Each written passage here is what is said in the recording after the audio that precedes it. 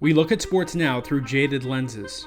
Today's athletes have swagger, attitude, and we're aware of all their flaws. Our grandfathers might tell us about the good old days when stars were quiet, perfect, and noble.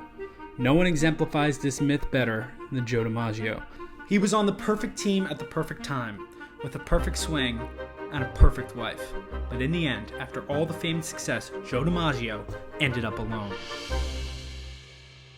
Joe DiMaggio grew up in San Francisco, the son of Italian immigrants. His father, Giuseppe, was a fisherman from Sicily, and his mother, Rosalie, looked after Joe and his 8 siblings. As a young hitter in the Pacific Coast League on the San Francisco Seals, Joe DiMaggio had a 61-game hitting streak, which grabbed the attention of the New York Yankees.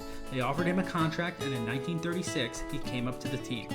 Babe Ruth had retired the previous season, and Lou Gehrig's health was waning.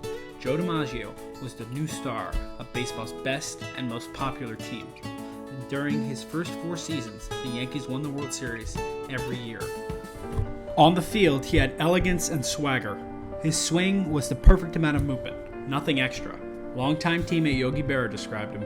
"I wish everybody had the drive he had. He never did anything wrong in the field." The writer Wilfred Sheed wrote, "In dreams, I can still see him gliding after fly balls as if he were skimming the surface of the moon." In baseball, consistency is everything, but in hitting, consistency is not easy. A hitting streak is defined as the consecutive days a batter goes with getting a hit. On May 15, 1941, Joe DiMaggio got a single. The next day, he got another. On June 3rd, he had hit in 20 straight games. Notable, but common. June 17th, he got a hit in his 30th straight game. Now, it was a top story, but DiMaggio was only getting started. The modern-day record was 41, set in 1922 by George Sisler. On June 24th, against the St. Louis Browns, DiMaggio was 0 for 3 in his first 3 at-bats. He needed a hit to keep the streak going. In the 8th inning, he came up and laced a single. The streak was alive at 36. Every single day, no matter the score, there was tension. And every day, Joe DiMaggio continued to show up and hit. On June 28th, he hit 40. With a doubleheader the next day, he got to 41 and 42 straight games, breaking the modern record. There was another record from 1897 when Wee Willie Keeler had hit in 44 straight games. DiMaggio broke that on July 2nd with his 45th straight game with a hit. It kept going. Every night, win or lose, Joe DiMaggio got a hit. On July 16th, he got to 56 straight games, 12 more than the previous record.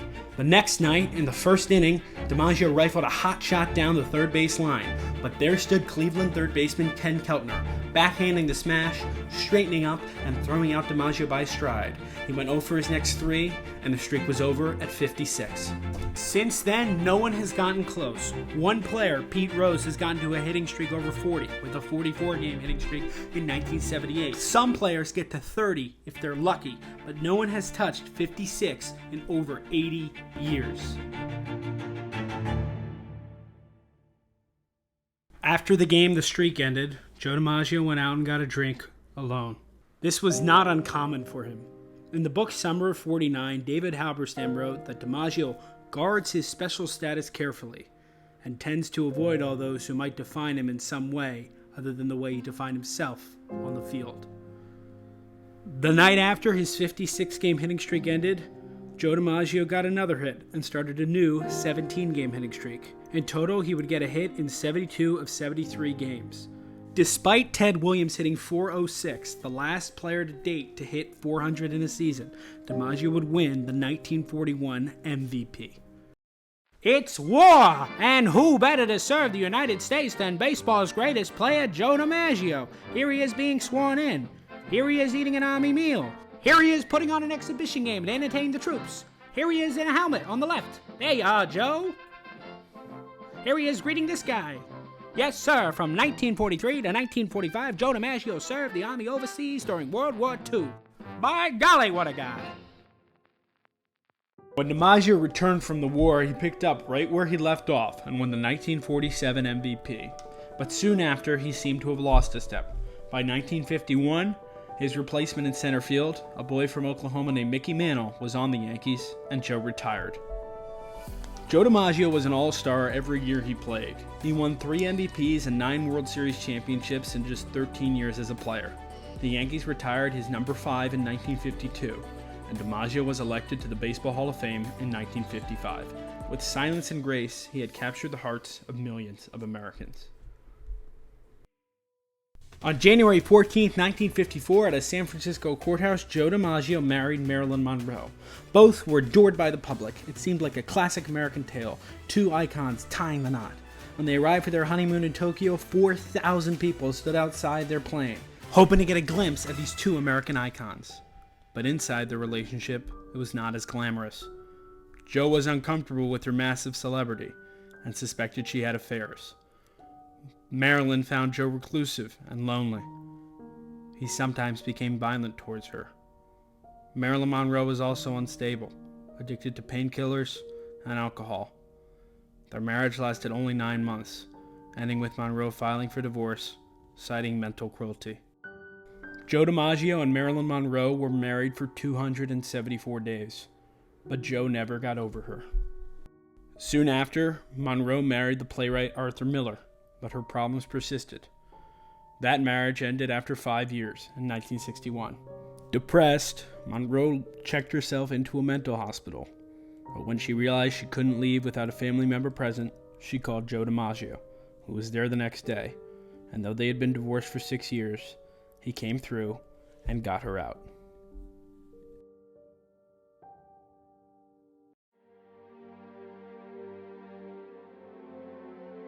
On August 5th, 1962, Marilyn Monroe was found dead in her bed.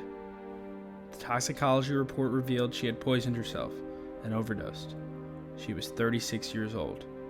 Joe DiMaggio was heartbroken. He took control of her funeral, barring many celebrities and movie executives from attending, making it a funeral for only close friends and family to mourn in private. After the funeral, DiMaggio ordered fresh roses to be delivered to Marilyn's grave 3 times a week for the next 20 years.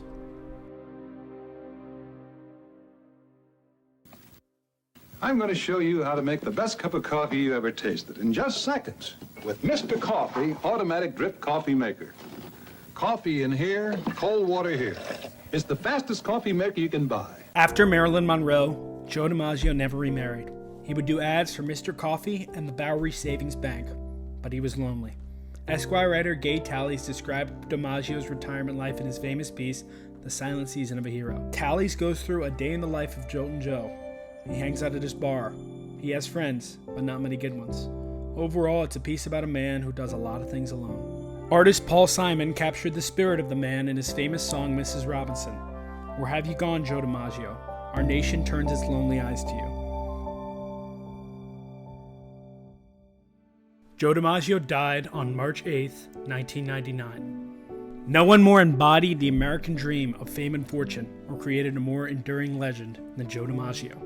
The New York Times. Writing for the New York Times himself, the day after DiMaggio's death, Paul Simon wrote about the theme of heroism. We need heroes, and we search for candidates to be anointed. But why do we do this, even as we know the attribution of heroic characteristics is almost always a distortion? Deconstructed and scrutinized, the hero turns out to be as petty and ego-driven as you and I. The fame and idolatry, poison and injure. There is no doubt in my mind that DiMaggio suffered for being DiMaggio. Paul Simon. But even though he suffered, the myth remains, and in America, our heroes must live on. At an Old Timers Day in 1989, the New York Yankees saved Joe DiMaggio's introduction for last. Last year, for the first time ever, he missed Old Timers Day due to illness. We're happy to see him back, fit and ready once again. Ladies and gentlemen, baseball's greatest living player, the Yankee Clipper, Joe DiMaggio!